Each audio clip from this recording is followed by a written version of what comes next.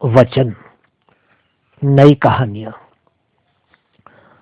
दो पर्दों के बीच में से झांककर अपनी मम्मी को देखकर बहुत ही घबराई हुई सी स्टेसी ने कहा, मम्मी, लेकिन मैं बहुत ही भयभीत हूं। उसकी मम्मी आमांडा ने अपने चेहरे पर एक शांत मुस्कान लेकर आमांडा से विश्वास रखने को कहा और बाहर आने को कहा। इतना बुरा नहीं है मेरी जान जितना तुम सोच रही हो। मेरा विश्वास करो मेरी जान।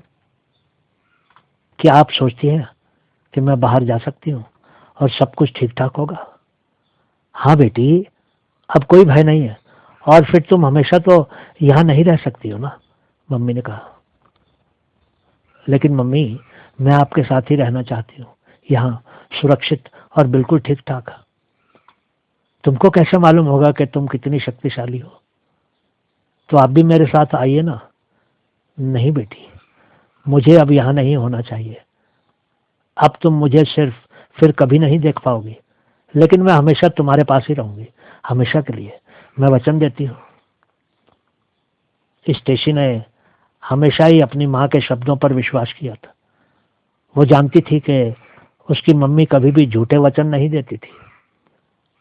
स्टेसी ने अपनी मम्मी की पारदर्शी आकृति को दूर जाते हुए देखकर सोचा कि शायद उसको विश्वास करना ही चाहिए। ये मम्मी से अंतिम मुलाकात थी।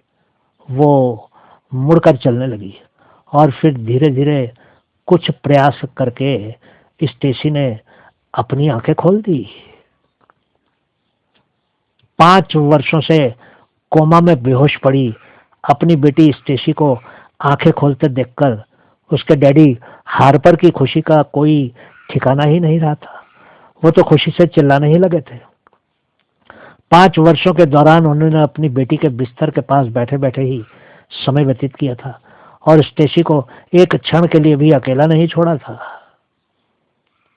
सब लोग उसको कहते थे कि वो व्यर्थ ही अपना समय नष्ट कर रहा था।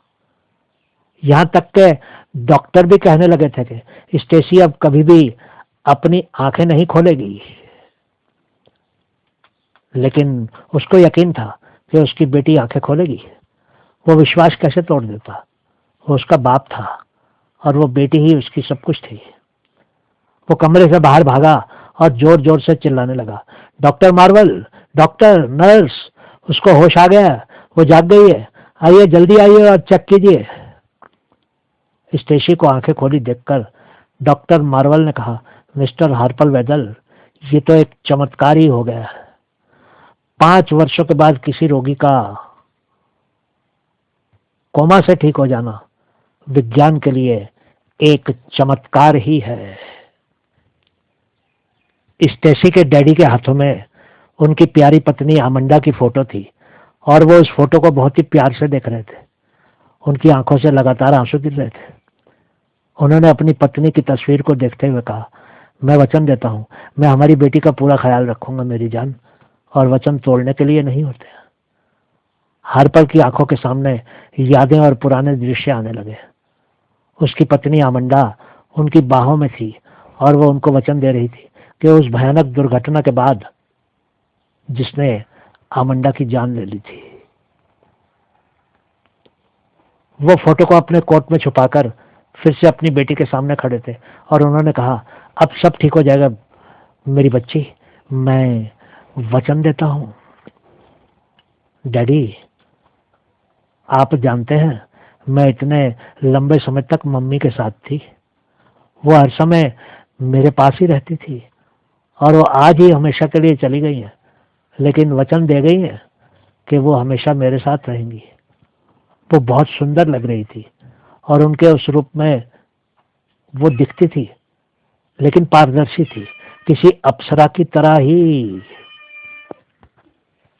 हार्पर ने आगे बढ़कर अपनी बेटी को गले से लगा लिया और कहा, हाँ बेटी, यही होती है प्यार की ताकत, कि प्यार करने वाले अपने लोगों को मरने के बाद भी दूर नहीं रखते हैं और उनके आसपास ही रहते हैं। हाँ मेरी बच्ची, तुम्हारी मम्मी हमेशा ही हमारे साथ हैं। बहुत बहुत शुक्रिया।